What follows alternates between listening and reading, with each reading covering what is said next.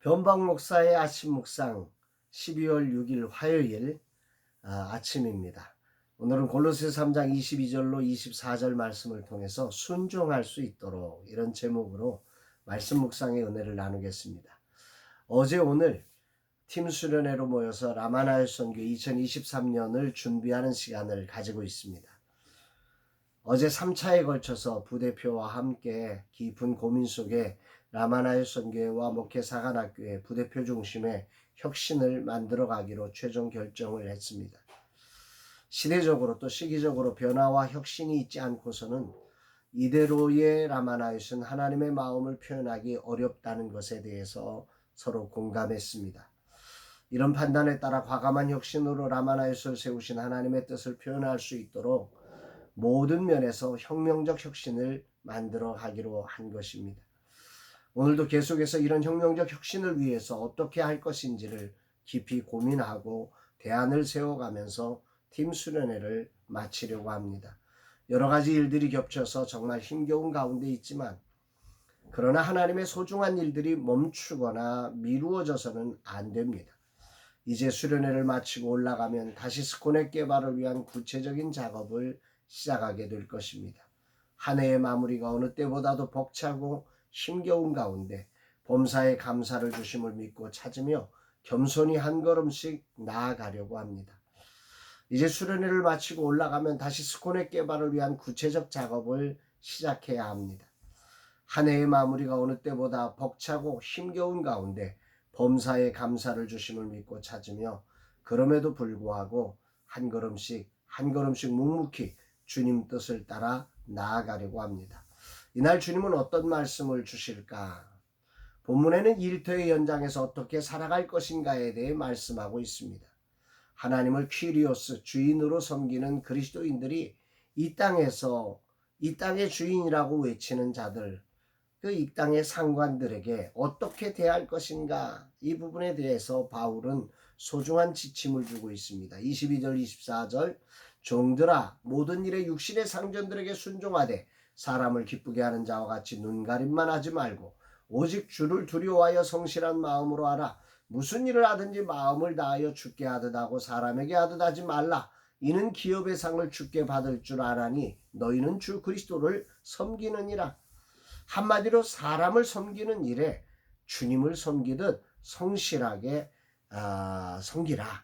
이렇게 말씀하고 있는 거죠. 순종해라 말씀하고 있는 것입니다. 아내가 남편에게 순종하듯 자녀가 아비에게 순종하듯 그리스도인들은 세상의 관계 속에서 그 주어진 상관들에게 주님을 대하듯 기쁨으로 순종하는 자가 되어야 한다. 이렇게 말씀하고 있습니다. 이렇게 하는 이유가 동일합니다. 그 상을 주님께 받기 때문이라는 거죠. 그 상은 그 상관이 주는 게 아니라 주님이 주는 것이기 때문에 주님께 하듯 우리는 해야 한다는 것입니다. 관계 속에서 주님의 통치가 분명히 존재하기 때문이라는 거죠. 이 크리스찬은 똑같은 것입니다. 그게 남편과 아내의 관계든 부모와 자식의 관계든 세상의 상관과 부하의 관계든 어떤 관계든지 그 눈에 보이는 그 사람이 아니라 그를 보내주신, 그를 만나게 하신, 그와 관계케 하신 하나님이 계시다. 그분의 통치 속에 일어난 것이라고 하는 믿음 속에서 이루어져야 한다라고 하는 것입니다. 죄로 타락한 세상인지라 주어진 현실의 부당함과 부조리 속에 이런 사람 주인에게 순종하는 일이 쉽지 않은 세상입니다. 그렇죠. 이런 세상에서 악에 편승하는 일에 순종하라는 말, 그건 결코 아닙니다. 악한 일에 상관이 시키니까 순종하라. 그런 얘기가 절대 아닙니다. 근본적인 관계 속에서 하나님의 주권을 인정한 하나님의 뜻 안에서 주 안에서 순종되어지도록 하라는 것입니다. 오늘 시대가 가정에서도 순종의 덕목이 사라지고 사회에서도 순종의 덕목이 미련해 보이는 그런 때입니다. 물론 지금도 순종이 없는 것은 아니죠. 이익이라 생각되는 일에 어느 때보다도 어쩌면 순종이 많은 때이기도 합니다. 어리석은 정보임에도 자신이 믿으면 거기에 순종해냅니다. 그 엄청난 아픔을 겪으면서도 또 섞고 또 섞으며 순종하는 거지요. 순종의 주체가 이익입니다. 이익에 순종하고 그의 참 주인이신 하나님께 순종하지 못하는, 이게 오늘 우리 시대의 문제라고 하는 거죠. 정말 공평과 정의로 이 땅을 통치하시는 하나님을 신뢰한다면 우리는 모든 관계 속에서 순종할 수 있는 것입니다. 그래서 오늘 우리들이 아비의 입장, 남편의 입장, 상관의 입장, 이런 모든 입장에서 정말로 하나님을 신뢰하면서 순종할 수 있는 그런 우리의 삶의 모습이 되어야 할 것입니다.